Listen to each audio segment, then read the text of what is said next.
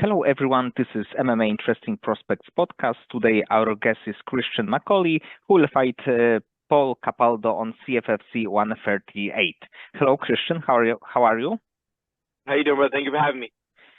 Thanks for taking the invitation. And your next fight against Paul Capaldo, I think that it will be a great fight because he is also a kind of prospect on the scene. So if you can tell me, how do you feel a few weeks before this bout? I'm feeling good. Like you said, he's another highly touted prospect. I feel that this is a rare fight that you see on the regional scene. This is almost kind of like a contender series level fight. You have two really highly touted prospects facing off each other. You don't see a lot of these kind of fights on the regional scene. So I think it's gonna be a good, exciting fight. And do you like this kind of challenge to face against another like hungry prospect? Yep, makes me excited. I'm excited for the challenge. And actually, this year you defeated two fighters. It was, I think, that both performances were like great. It was like action packed. You won by decision one fight. You like submitted another opponent. So this probably will be like the biggest challenge of your career. But your previous opponents were also not like unknown fighters. Yeah, I mean, on paper he's definitely the toughest fighter that I'll have fought, but we'll see if it'll be the toughest fight, when I get in there. But definitely on paper, he's the toughest opponent I've had so far. And this will be a catchweight, right? 140. Yep, 140. And what is the reason behind it? That this is like between weights, let's say. I don't know. We wanted the fight at 135. We were told that he was dropping down from 45 and he was coming down to 135. He didn't take it at 135. He said he wanted it at 140, that he needed it at 140. So we said okay, and you don't have to convince me to not cut as much weight. So I happily accepted it. And like you said before, it's definitely like contender series level fight because It's like both of you are really talented guys. But with the win, what do you think should be next for you? I could get a call after this fight. If I go out there and I make a statement and I perform like I know I can, I make a real statement against this guy. I can get a call for contender series on the next season, maybe one more fight in the spring, and then definitely, I'm looking to be in the UFC by the end of next year.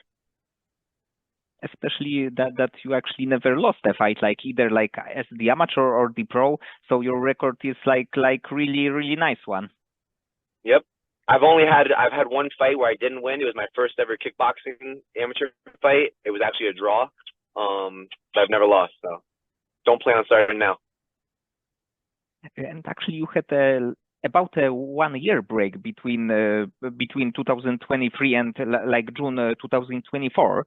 And what was what happened in that fight? Was it like a planned thing to have this kind of break?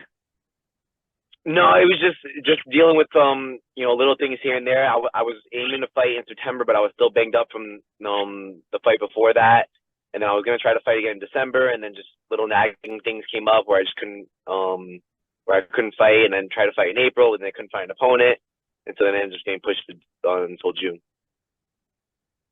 But this will be my third fight within the last 6 months, so making up for lost time. Yeah, trying to stay as active as I can. It is actually kind of crazy on this level that you are taking like after 7 weeks it will be a second fight against really because your previous opponent was a very good one, and this is even better. So the break between these fights are like super short right now. Yeah, we had to manage my camp just because it's literally going from one camp right into the next one. So we kind of had to make sure we kind of slowed it down a little bit, and then now we're ramping it up as the fight's getting closer.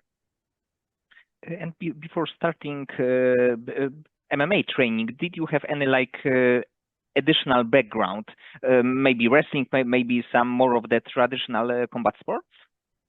Nope. I started training at Tiger Showman's, the gym that I'm with right now, since I was 5 years old. I wrestled a little bit in high school, but no other previous like background and stuff like that. All my training's been through Tiger Showman's. And actually, I'm really like a big fan of your style because you like to put pressure on your opponents. You have a great boxing, but of course your submission skills are like the thing that can catch eye because you have like three anaconda stroke victories as the pro, and I think also as the amateur you like have additional one. Yeah, even in like grappling tournaments that I've done, that was my move that I would get people into the anaconda choke. In the gym, everyone knows, that's my submission, that's my move. And people think, I come from Tiger Showman's, we're known as a striking gym, but then they look at my record and I only have one win by knockout and all the other finishes are by submission. So I think it just shows how well rounded I am. I can finish the fight either standing up or on the ground. There are a few fighters like on the UFC level like Tony Ferguson, also the Vicente Luque, who's got like really nice anacondas. But you are probably one of the top in this submission, I believe. Yep. Yeah, we were joking. There was I can't remember the fighter's name, but he had like 11 submissions and they were all by guillotine. And then it's like a joke in the gym now, like that's gonna be me. I'm gonna have like 10 wins by submission. They're gonna be all anaconda. I tell people all the time, like I want a different submission. Like I want to know what it feels like just to get a different submission other than the anaconda. But we'll see. If it's there, I'm always gonna take it though. Yes, definitely. And like when you started wrestling, was it like MMA the natural next step for your career? Did you know at that point that it will be the path that you want to take? Yeah, in high school, I kind of knew that I didn't want to just work a normal job, like a regular desk job, 9 to 5. And this was something I was really good at. I was doing it since I was 5 years old. So I figured, why not choose this career path? It's a fun one. I get to fight people and make money. So why not go through with it? And you are training in Tiger Schulman's right now and ever, forever. And do you have like prospects, maybe like you, maybe with less known name that you see the potential in them, and that they can be like UFC fighters or like super the fighters on like really high level? Oh yeah, 100%. Off the top of my head, it's my little brother Matthew. He's 5-0 as an amateur kickboxer. He's gonna be making his MMA debut next year.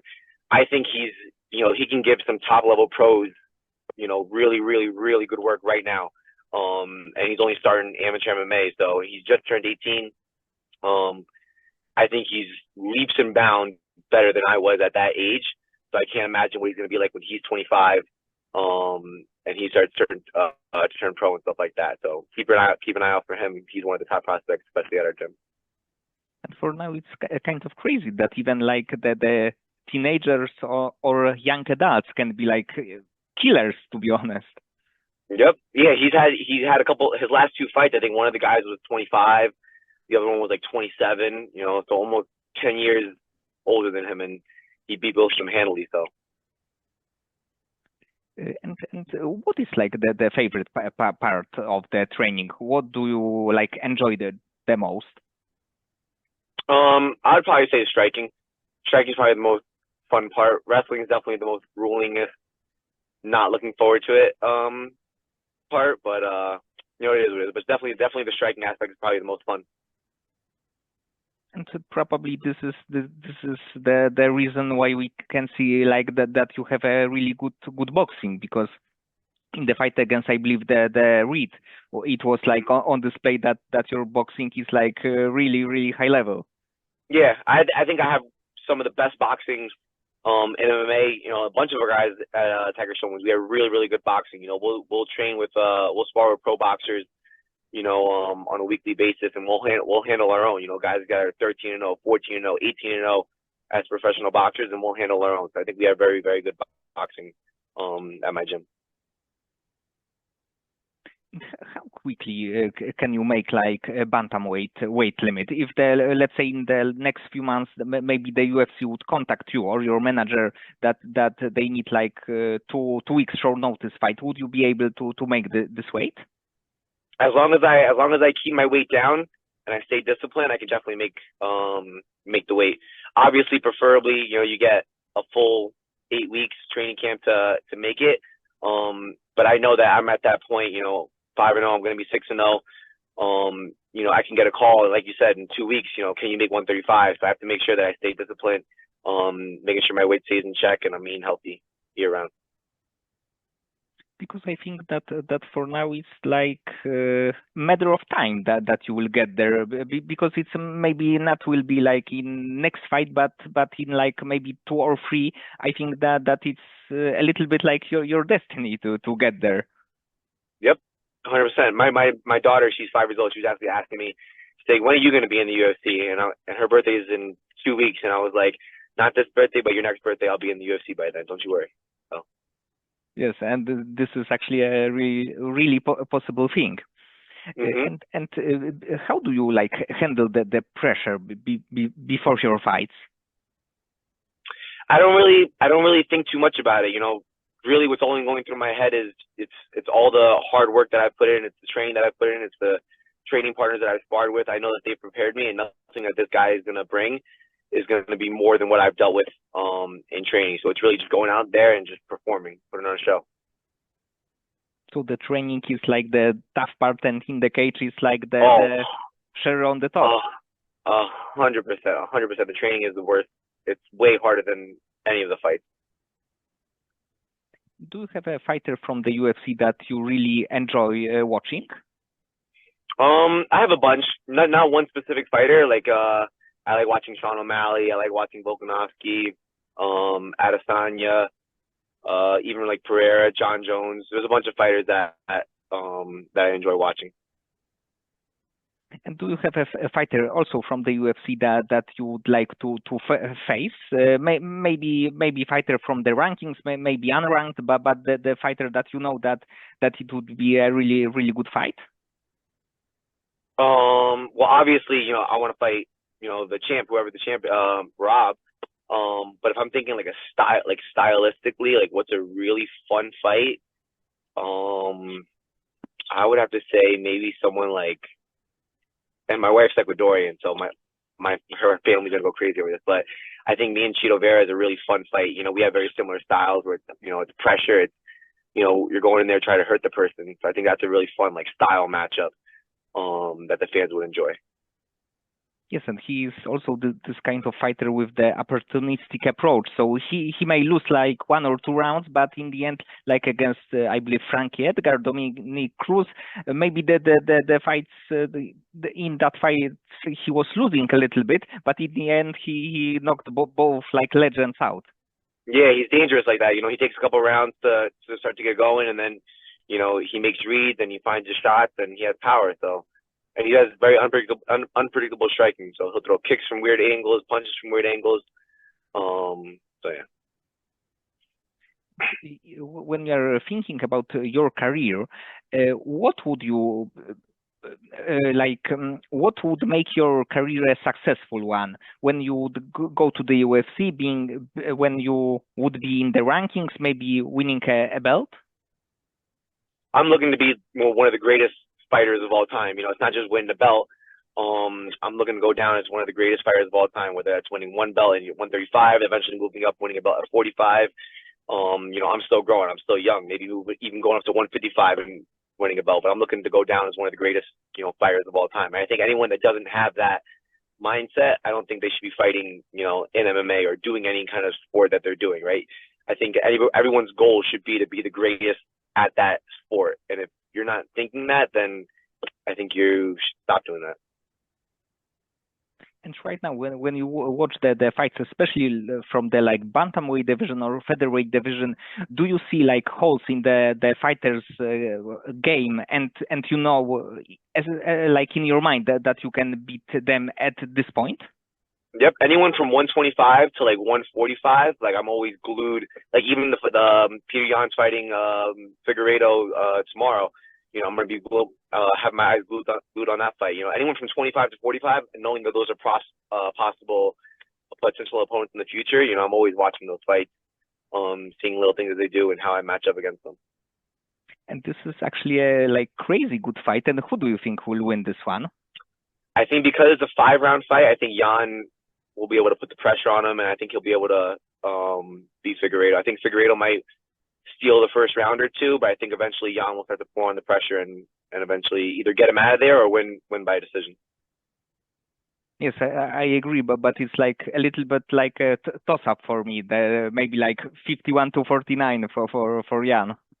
Yeah, it's gonna be a good fight. It's gonna be a close fight. You know, Figueiredo's been doing really good, especially at 135. He's been doing really good with his wrestling, using his wrestling to take everybody down. I just don't know if he's gonna be able to take down Jan. Jan's got really good wrestling. The only one that's been able to take him down is Merab, and Merab's an animal. So. And outside of MMA, do you have like maybe additional hobbies, something that you like to do besides like fighting or training? Eating food. That's my favorite thing to do outside of training. It's eating food. You know, with my family. My daughter loves when I fight because she knows that right after the fight, like we'll have a bunch of sweets and stuff like that we'll just all eat together. That's my favorite thing. So the weight cut is the toughest one, the toughest part, right? Yeah. So I'll have like a day or two where I just go crazy, but then I have to make sure I bring it back down and I don't go too crazy for too long. And getting back to your next fight, what is like official prediction, or how would you like to win this fight? I'm always looking to go in there and get a knockout, right? Like submissions are cool. I have a bunch of submission wins, but knocking someone out is way better than submissions. You know, even watching as a fan, you'd rather see a knockout than a submission. So the game plan is always go in there and get a knockout. But I'll take whatever's there. And what is the favorite knockout of the like MMA like history in your opinion? What is your like favorite one? Oh, favorite knockout? Oh man, I mean the first one that jumps out is obviously the Masvidal one where he knocked out Ben Askren with a flying knee. That's a really good one. I'm trying to think of another one. Even like Taporea's got really good knockouts where he's like ripping the body. A lot of his knockouts where he rips the body and throws the overhand right when he knocked out Max Holloway. His knockouts are probably some of my favorites just because of how clean his boxing and combinations are. Okay, Christian. So many thanks for the conversation. I think that this fight will be a really good one, and I think that in the end you will get to the UFC. It's just a matter of time. Maybe next year, maybe early 2026. But it's obvious that your place is to be there. Thank you.